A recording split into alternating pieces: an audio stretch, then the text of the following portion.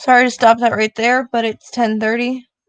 So have a nice break, and thank you to everybody who submitted song requests. If you have a song that you'd like to listen to during break, and again, it has to be school appropriate, of course. Fill out the form at song.yrk.link to submit a song request. Thank you, thank you. I feel like that song is pretty fitting for today's sophomore speech, and I think you might know what I'm talking about, but you'll see in a bit. And Kevin can't be with us today, so I'm going to be leading announcements. First up, we have Camilla. Hi everyone, I'm back. This time I have an index card so I can keep track of everything I have to say. So the Model UN conference, it is online, but it's with a school in Venezuela. It's from April 23rd to April 25th. The cost is $13 per delegate. Let me see if I have the link to the committees. Otherwise, it's fine. No, I don't. Okay, but if you want, I can let you know what the committees are. There's one on extremist religions, one on one Security Council one, and I think one more. Just let me know if you're interested by Wednesday, especially Model UN kids. Just let me know. Thank you. Next up, we have Mr. Keith. Hi, everyone. If you haven't had a chance to read my letter that I sent out early this morning, that's okay. I'm going to briefly summarize the content of it. So late last week, Ms. Williston discovered a health issue, and the health issue is going to require her to take a leave of absence for the time being. So I just wanted to let everybody know that, especially her students. And I'll get to that in a second. And obviously, I think all of our thoughts immediately go to Ms. Williston and her family. And so I know that you probably share with me concern as well as support. And so I wanted you to know behind the scenes we're supporting Ms. Williston as she takes care of her health. If you are a student in Ms. Williston's class, Mr. Zeljo and Dr. Hannah are working both on a long-term plan for covering her classes. And so this has obviously come up just recently. So we're working hard, or they're working hard to figure out a plan. In the meantime, both will be communicating with you if you're a student in her class about what the plans are for this week. So I just wanted you to know that. And again, I extend our support and healing to Ms. Williston as she manages her health. And so if you have any questions, don't hesitate to ask Mr. Zeljo and Mr. Hannah, especially if you're in her class. So thanks. Thank you, Mr. Key. Yeah, that's really hard news to hear, but all support goes out to her family during this time. Next announcement is Dr. Giacchetti with some updates about awards.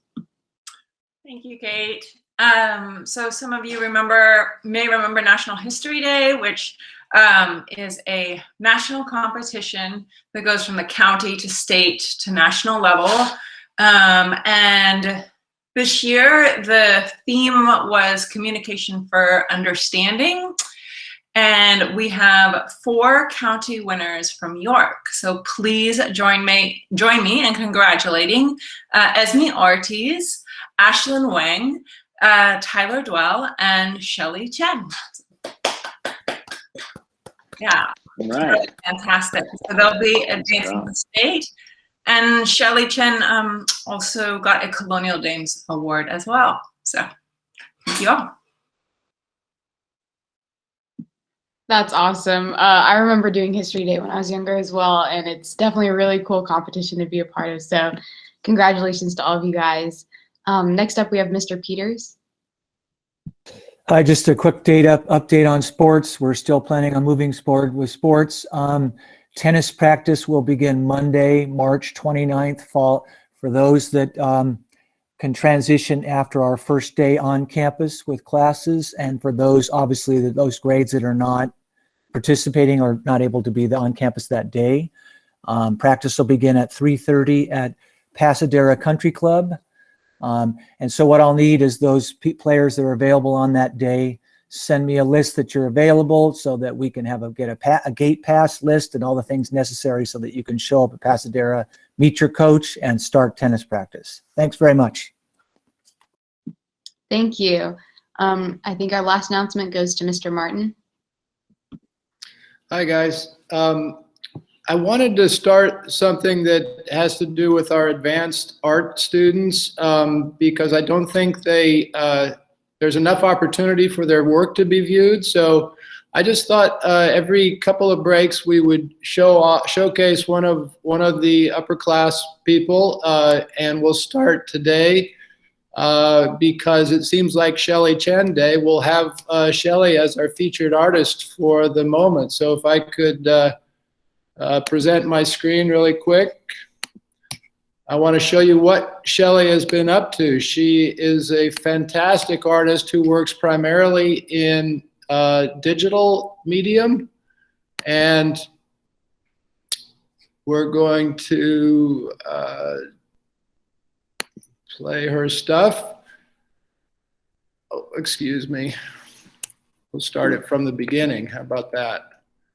So Shelly's concentration, it has to do with whales, and if you look at the progression here, you can see that she revisits those frequently.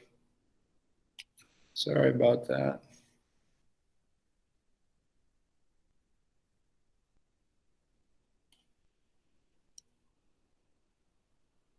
She's doing fabulous work, obviously, and she's got such tremendous skills, and she's so prolific.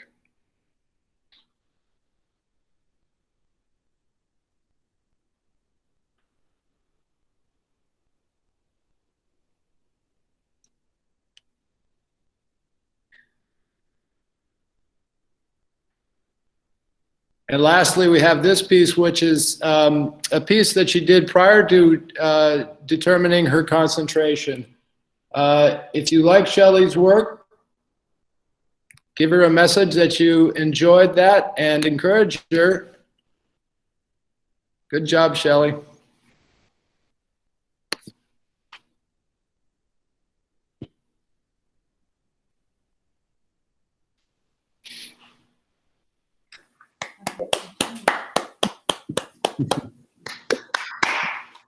Yeah, she's very talented. I feel lucky to have a class with her and to take inspiration from her work when she shares in class.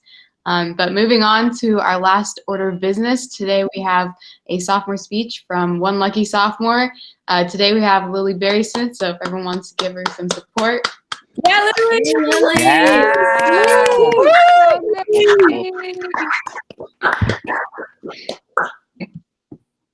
My Nana opened the sliding glass door, her new bleak backyard.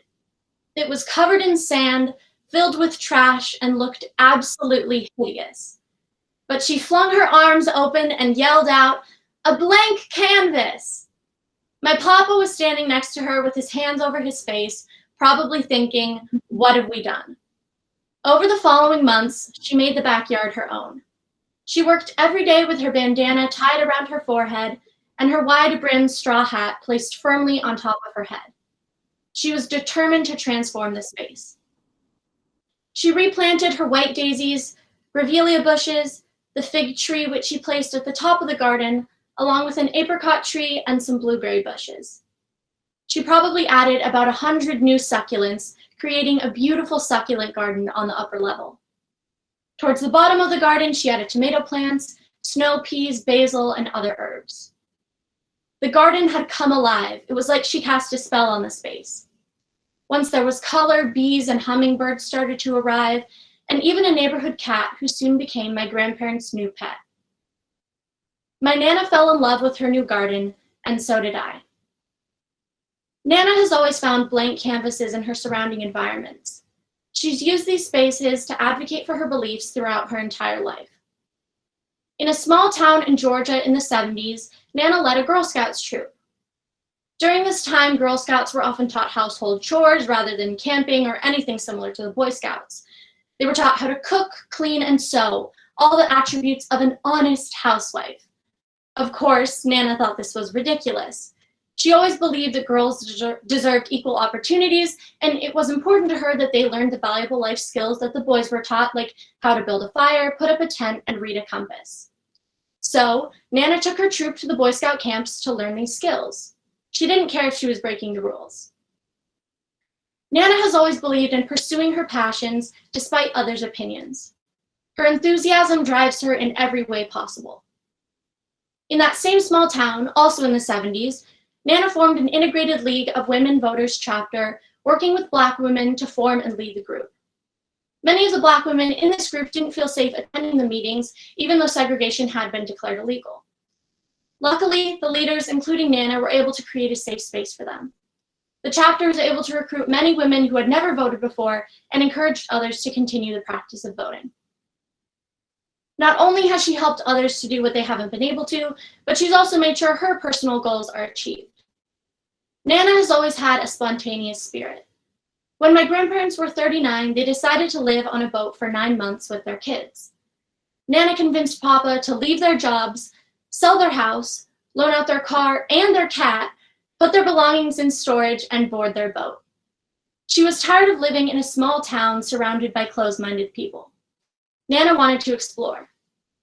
Luckily, they were privileged enough to make this impromptu venture. From that point on, they've taken many adventures on their boat, on the road, and to different countries. Nana figures that it's more important to live your life while you can, rather than dwell on what you can't do. Now, Nana's garden is filled with magic. There's a grove of tall red trees to walk through and find peace in.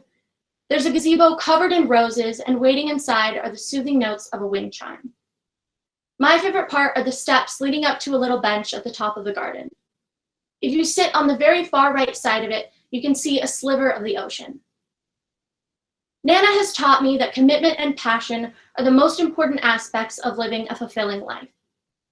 She has inspired me to fling my arms open to the blank canvas that is the world, and to welcome every opportunity I'm offered, no matter how intimidating it may be. Thank you.